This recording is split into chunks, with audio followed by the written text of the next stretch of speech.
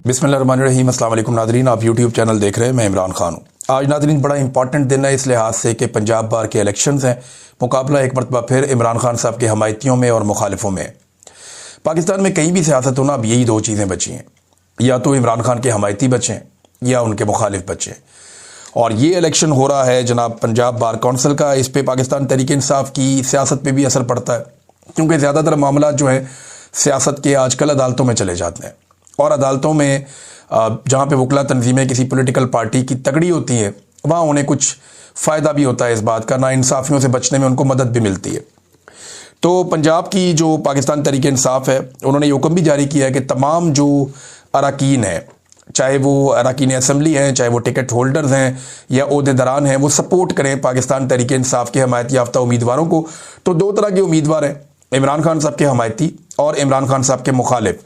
तो इलेक्शन का रिजल्ट आएगा रात को, आपके साथ मामला शेयर करेंगे। अगले एक दो वीलॉग्स में आपको इसकी तफसीलात बताएंगे कि पाकिस्तान तहरीक इंसाफ के उम्मीदवार जीत रहे हैं, हार रहे हैं, मामला कहाँ पहुँच रहा है। एक और इम्पॉर्टेंट खबर है, सुहेल अफरीदी जो है वो एस्टेब्लिशमेंट को भारी पड़ना शुरू हो गया। देखिए, इमरान खान साहब ने अपना अफरीदी लॉन्च किया, उसके मुकाबले में एस्टेब्लिशमेंट ने अपना अफरीदी लॉन्च किया। एस्टेब्लिशमेंट का जो अफरीदी है वो शाहिद अफरीदी है, और वो सिर्फ आप जानते हैं वो किस काम के लिए आते हैं। शाहिद अफरीदी साहब उन लोगों में से हैं जिन्हें लगता है कि जो करता है फ़ौज करती है, और जो भी होगा वो फ़ौज ही करके उनको देगी।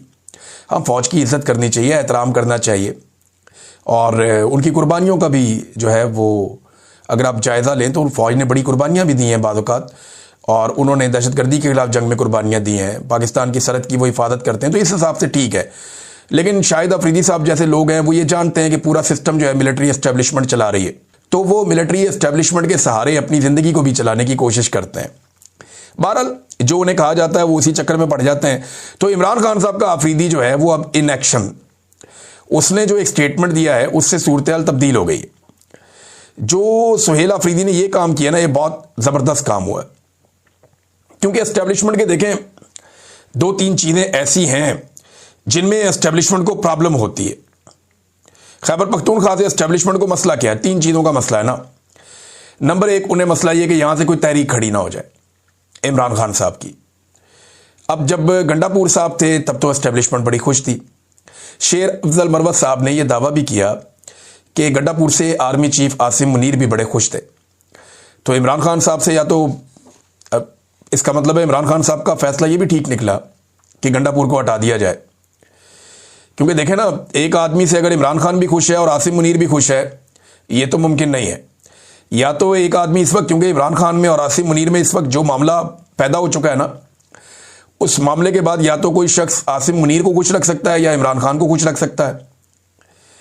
लेकिन अली अमीन गंडापुर साहब की मौजूदगी में खैबर पख्तूनख्वा से एस्टेब्लिशमेंट को ठंडी हवा आती थी, इतना कोई प्रॉब्लम होता नहीं था।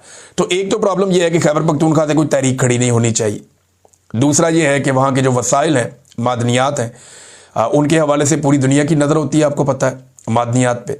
मगरबी ममालिक के अंदर बहुत बड़े बड़े इन्वेस्टर्स बैठे हुए हैं, चाइना की भी नज़र इन्हीं मादनियात पे है।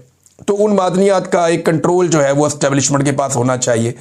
दूसरी बात यह है, और तीसरा, खैबर पख्तूनख्वा के अंदर ऑपरेशन चलता रहना चाहिए। देखें, जितना ऑपरेशन चलता है ना, किसी एरिया में जब ऑपरेशन होता है तो फोर्सेस की उतनी ज़्यादा रेलिवेंसी बढ़ जाती है।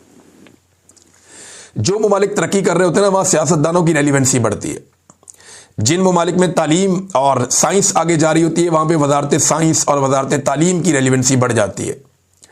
जिन ममालिक में सियाहत बहुत ज़्यादा होती है, वहाँ वज़ीर आज़म के बाद सबसे इंपॉर्टेंट वज़ीर सियाहत होता है। अब इसी तरह जो पाकिस्तान जैसा मुल्क है, वहाँ पे सारे मामलाती दिफाई हैं, लिहाजा जो दिफा के इदारे हैं वही इंपॉर्टेंट हो जाते हैं। वजीरों की तो यहाँ पे औकात कोई नहीं है, तो एस्टेब्लिशमेंट सारे मामला चलाती है। तो जितना ज़्यादा बदअमनी रहेगी उतनी ज़्यादा रेलिवेंसी रहेगी सिक्योरिटी फोर्सेस की। लिहाजा खैबर पख्तूनख्वा में एक ऑपरेशन और चाहिए। हालांकि लगातार खैबर पख्तूनख्वा में गुज़िश्ता कई दहाइयों से ऑपरेशन ही होते चले जा रहे हैं, ऑपरेशन ही होते चले जा रहे हैं, लेकिन अमन नहीं आ रहा। बलूचिस्तान लगभग 50 साल से ऑपरेशन की जद में है, अभी तक बलूचिस्तान में बिल्कुल अमन नहीं आ सका। जो अकबर बुगटी को कत्ल किया गया, उसके बाद यह दावा किया गया कि अब बलूचिस्तान कंट्रोल में आ गया। 10,000 से ज्यादा लाशें उसके बाद उठाई गई हैं, पूरी की पूरी ट्रेन अगवा हो गई थी। बलूचिस्तान में तो ऑपरेशन से मना भी कोई नहीं करता, हुकूमत भी इनकी अपनी है, निज़ाम भी इनका अपना है, लेकिन आज बलूचिस्तान की सड़कों पे कोई शख्स गुजर नहीं सकता। पूरा कंट्रोल बलूचिस्तान के ऊपर जो है वो दहशतगर्दों ने ऐसा किया हुआ है कि आप खुलकर वहां फेर ही नहीं सकते। अभी मेरे कुछ जानने वाले लोग हैं, वो बरतानिया से बाई रोड गए पाकिस्तान, उन्होंने पहुंचना था खैबर पख्तूनख्वा। अब ईरान तक उन्हें कोई प्रॉब्लम नहीं हुई, वो पूरा यूरोप घूमते गए, तुर्की घूमते गए, ईरान घूमते गए, ईरान तक उन्हें किसी किस्म का कोई प्रॉब्लम नहीं हुआ। प्रॉब्लम कहां पे हुआ?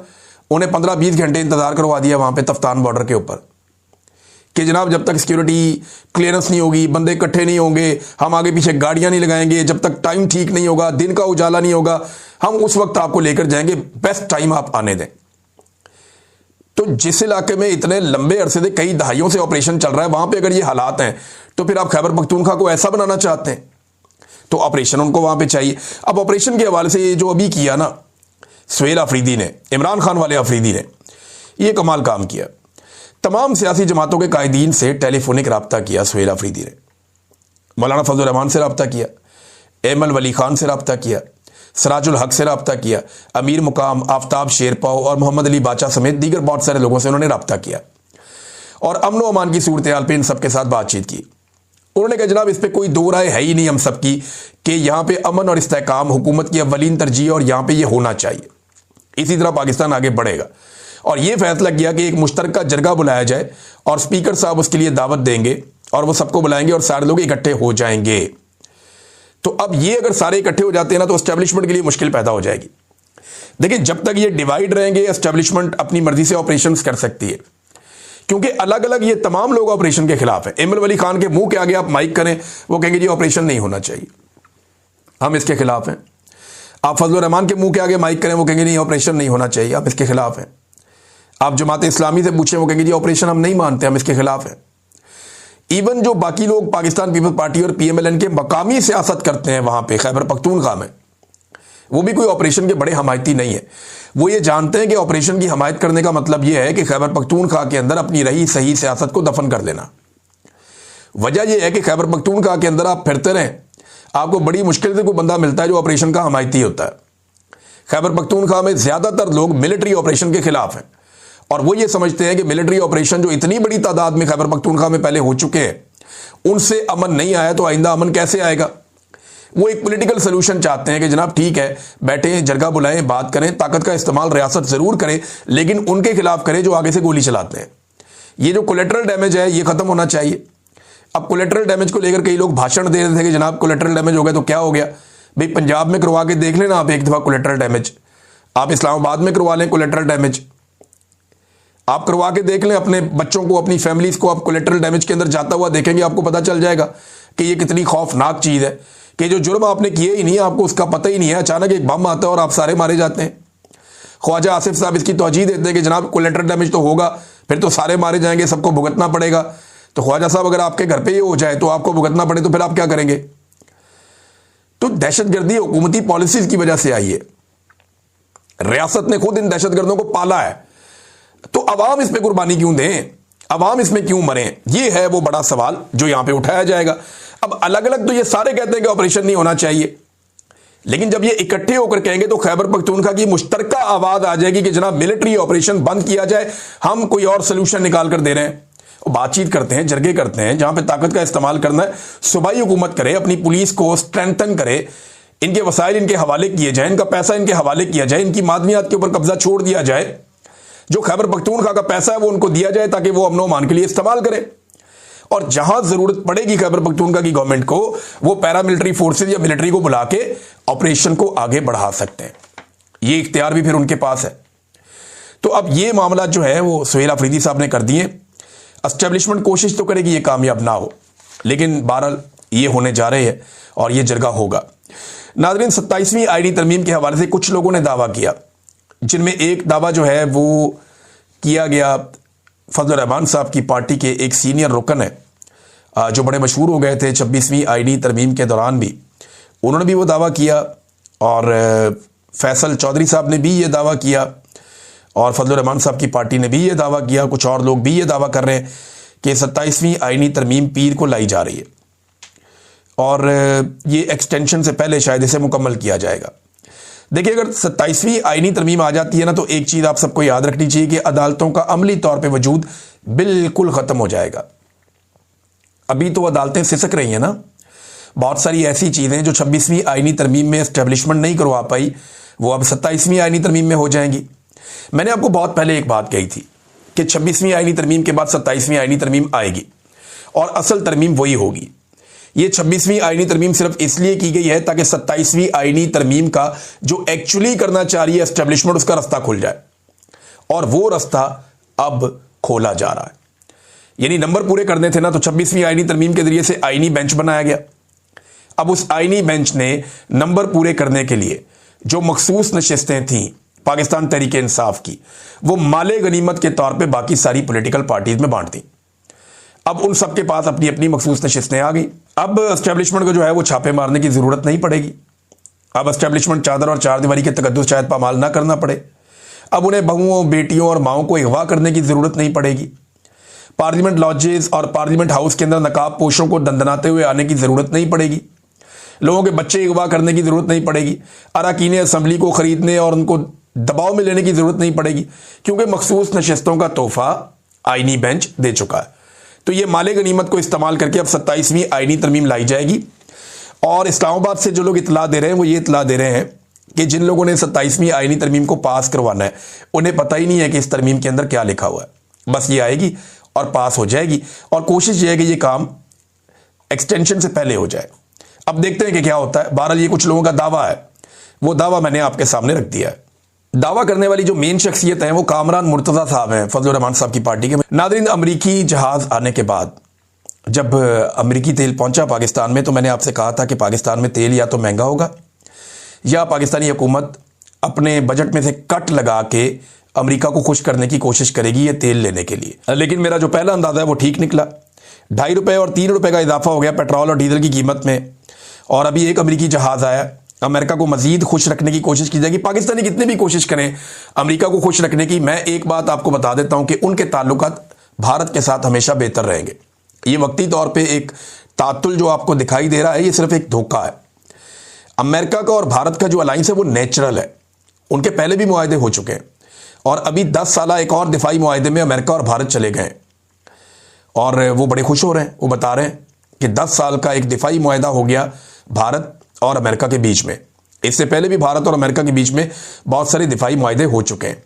और जो लेटेस्ट खबर है वो भी मैं आपको बता देता हूं कि इंडिया और यूनाइटेड स्टेट्स ऑफ अमेरिका के बीच में एक फाइनलाइजेशन हो रही है बायलैटरल ट्रेड एग्रीमेंट की। यानी दो तरफा जो तजारती एक मुआहदा है उसको भी फाइनलाइज किया जा रहा है, और जितने भी इश्यूज हैं इन दोनों ममालिक के बीच में टैरिफ समेत, उन तमाम इश्यूज को इस वक्त हल किया जा रहा है। और बताया ये जा रहा है कि ये बहुत करीब पहुंच गए हैं एक ट्रेड एग्रीमेंट के, अमेरिका और भारत।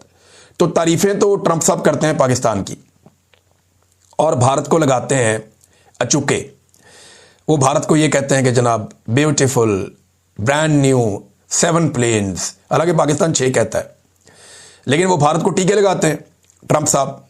लेकिन उसके बदले में भारत के साथ एक दिफाई मुआहदा भी कर लिया, और भारत के साथ एक ट्रेड एग्रीमेंट भी करने जा रहे हैं जो बहुत करीब पहुंच गए हैं। तो पाकिस्तान को क्या मिला? पाकिस्तान को कुछ नहीं मिला, सिर्फ तारीफें मिली हैं। और पाकिस्तान से अमेरिका को चाहिए क्या? एक तो इसराइल के लिए खतरात खत्म करने हैं, यानी जो फोर्स जाएगी। अब ख्वाजा आसिफ दौड़ गए हैं इस बात से कि जनाब हमास को गैर मुसल्लह करने में हम नहीं है, कभी कहते हैं कभी कहते हैं नहीं है। बैरिस्टर अकील जो है वो कोई और बात करता है। ये लोग ना 3 में ना 13 में, इन्हें पता ही नहीं है। सिर्फ मिलिट्री एस्टेब्लिशमेंट को पता है, वो फैसला करेगी और फौज चली जाएगी। जब फौज जानी होगी तो फैसला मिलिट्री एस्टेब्लिशमेंट करेगी। पार्लियामेंट की, काबीना की, वजीर आजम की, वजीर दिफा की, इनकी कोई औकात नहीं है। ये कुछ नहीं बेचते। जिस वक्त मिलिट्री एस्टेब्लिशमेंट फैसला कर लेगी आसिम मुनीर साहब की फौज भेजनी है, फौज चली जाएगी गजा में। फौज गजा में जाके करेगी क्या, वो आपको पाकिस्तान में कभी कोई नहीं बताएगा। वो बात आपको डोनाल्ड ट्रंप ने और नेतन्याहू ने पहले ही बता दी है। डोनाल्ड ट्रंप ने आपको यह बताया और बार बार बताया कि एक फौज आएगी गजा में। ये जो फौज आएगी ये हमास को गैर मुसल्लह करने का काम करेगी, और ये फौज ये काम करना चाहती है, और ये काम बहुत अच्छे तरीके से वो करेंगे। डोनाल्ड ट्रंप ये कह चुके हैं।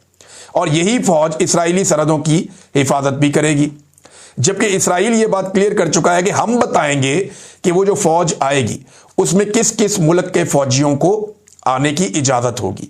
और यह बात अमेरिकी वज़ीर ख़ारजा बता चुके हैं कि पाकिस्तान को इसराइल ने दे दी है अप्रूवल या एनओसी कि पाकिस्तानी फौज उस फौज के अंदर शामिल हो सकती है जिसको गजा में आना है, जबकि ईरान को, तुर्की को, यमन को और कई मुल्कों को उन्होंने एनओसी नहीं दिया कि उन मुल्कों के फौजी हमें नहीं चाहिए, लेकिन पाकिस्तान के फौजी आ जाएं तो कोई बात नहीं है। तो एक तो इसराइल के बारे में खतरात कम हो जाएं, अमेरिका ये चाहता है कि पाकिस्तान इसराइल को तस्लीम भी करे, तो अगर ये सारा कुछ हो जाता है तो तस्लीम भी कर देंगे तो क्या फ़र्क पड़ता है। मजहबी सियासी जमातें तो ठुस हो गई हैं, टीएलपी का जो है वो उन्होंने क्रश करके रख दिया है। वैसे भी टीएलपी पॉलिटिकल पार्टी थोड़ी थी, एक जत्था खड़ा किया था फौज ने, वो उसी तरह वापस बैठा दिया उन्होंने।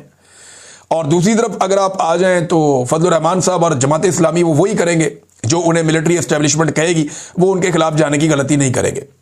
और अफगानिस्तान में अमेरिका चाहता है अपने मफादात हासिल करना, मादनियात पे वो चाहते हैं अपना कंट्रोल करना। ये चाइना को भी चाहिए, अमेरिका भी चाहिए, ये चाइना को भी चाहिए, अमेरिका को भी चाहिए, और भी लोग इस पे नज़र रख के बैठे रहते हैं। ईरान पे अमेरिका को पता है कि अगर एक तसल्लुत रखना है तो पाकिस्तान के साथ, वहाँ पे भी पाकिस्तान की ज़रूरत पड़ेगी। और भारत के लिए देखें, भारत के तैयारे पाकिस्तान बार बार गिरा रहा है, 2019 में भी गिराए, 2025 में भी गिराए, दोबारा होगा पाकिस्तान फिर गिरा देगा। तो भारत को समझ नहीं आ रही कि उनके साथ हो क्या रहा है। तो अमेरिका ने पाकिस्तान के साथ बड़े करीबी ताल्लुकात अब बना लिए हैं। अमेरिकन ये जानना चाहते हैं कि ये होता कैसे है और चाइना क्या टेक्नोलॉजी पाकिस्तान के साथ शेयर करता है, जिसके बाद पाकिस्तान जो है वो लगातार इंडिया की ये हालत बना देता है। बहरहाल ये तो स्किल भी है ना, एयरफोर्स का अपना स्किल भी होता है। अब भारत जो है वो वहाँ तक नहीं पहुँचा जहाँ पे पाकिस्तान पहुँच गया इस फील्ड में, तो ये भारत का कसूर है। अमेरिका तो इसको ओवरकम नहीं कर सकता, लेकिन अमेरिकन ने अब एक दिफाई मुआहदा कर लिया है भारत के साथ। नाज़रीन, एक और खबर है और ये शहबाज राणा साहब ने बताई। वो ये कह रहे हैं कि मिनी बजट टाइप चीज़ आने वाली है जनवरी में, यानी नए साल का तोहफा हुकूमत ये देगी कि आईएमएफ के अहदाफ क्योंकि पूरे नहीं हो पाए। आईएमएफ ने जो जो हदफ दिए थे कि जनाब आप इतना पैसा इकट्ठा करेंगे पाकिस्तान से, वो हो नहीं पा रहा। रीज़न क्या है? मईशत चल ही नहीं रही। मईशत क्यों नहीं चल रही? मुल्क में सियासी इस्तेहकाम नहीं है, लोग डरे हुए हैं। लोग पैसा निकालने से डरते हैं कि एक दिन में इनकी पॉलिसी ये होती है, दूसरे दिन इनकी पॉलिसी कुछ और होती है। लोग डरे हुए हैं, कभी ये जंगी बातें करते हैं, कभी अफगानिस्तान से जंग, कभी इंडिया से जंग, कभी किसी और जंग का हिस्सा। तो एक अजीब किस्म के जनून में पाकिस्तान को मुब्तला किया हुआ है। ना वहाँ पे सियाहत का काम है, ना किसी और चीज़ का काम है। तो इसलिए जो है वो आईएमएफ के अहदाफ पूरे नहीं हुए। जो हुनरमंद लोग हैं वो पाकिस्तान छोड़ कर जा रहे हैं, जिनके पास पैसा है वो पैसा लेकर पाकिस्तान से बाहर भाग रहे हैं और पाकिस्तान के अंदर इन्वेस्टमेंट लाने के लिए कोई तैयार नहीं है।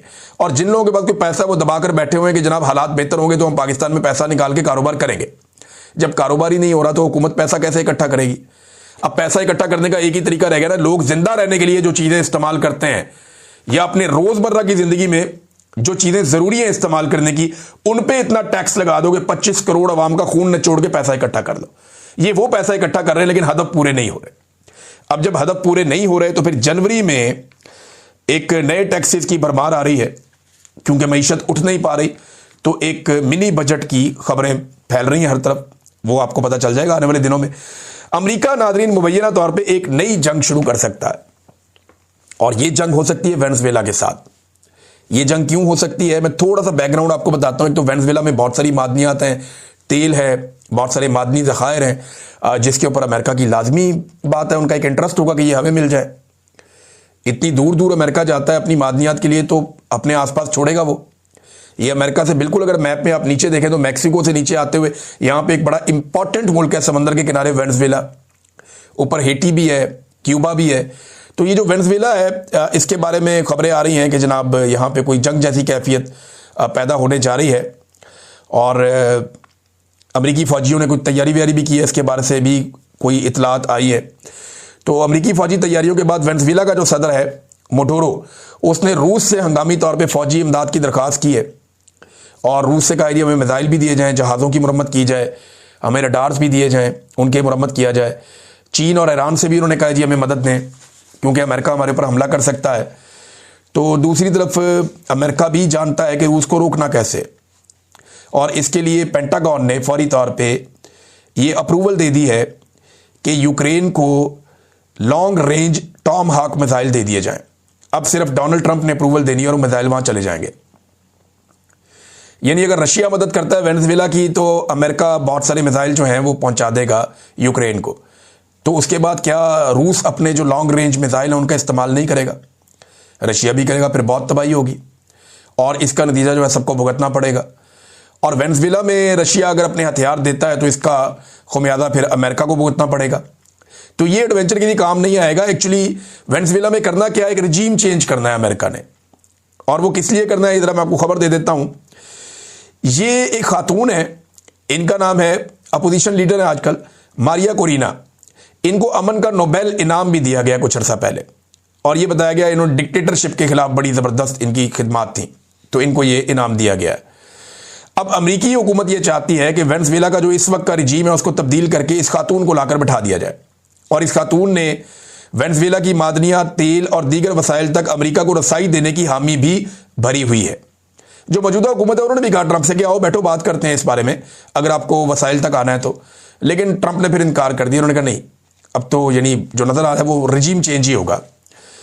और अपना जो नोबेल इनाम है वो भी इस खातून ने डोनाल्ड ट्रंप के नाम कर दिया था, तो अब तो रिजीम चेंज पक्का है। फिर डोनाल्ड ट्रंप को जो नोबेल इनाम है वो बहुत पसंद है, और जिस खातून को मिला उसने वो अपना नोबेल इनाम जो है वो डोनाल्ड ट्रंप के नाम भी कर दिया था। तो अब फौजी ऑपरेशन ही एक रास्ता है जिससे जो है वो वहाँ पे रिजीम चेंज किया जा सकता है, और इस तरीके से वो कोशिश करेंगे जनाब हमने इंसानों की जानें बचाई हैं, हमने वेनेजुएला को आज़ाद करवाया। अमेरिका के एक लीडर भी हैं जिन्होंने इस बारे में एक ट्वीट किया है बड़ा इंटरेस्टिंग, और उसमें उन्होंने ये लिखा है कि वेनेजुएला विल बी फ्री, ये उन्होंने लिखा। और ये रिप्रेजेंटेटिव है अमेरिकन कार्लोस ए जेमिनेज, तो इन्होंने जनाब ये लिखा है। तो अब देखते हैं कि ये जंग होती है या नहीं होती। बहरहाल पाकिस्तान की जानिब से तो बार बार दबाव डाला जाता है कि डोनाल्ड ट्रंप को अमन का नोबेल इनाम जरूर दिया जाए। अब तक के लिए इतना ही, अपना ख्याल रखिएगा।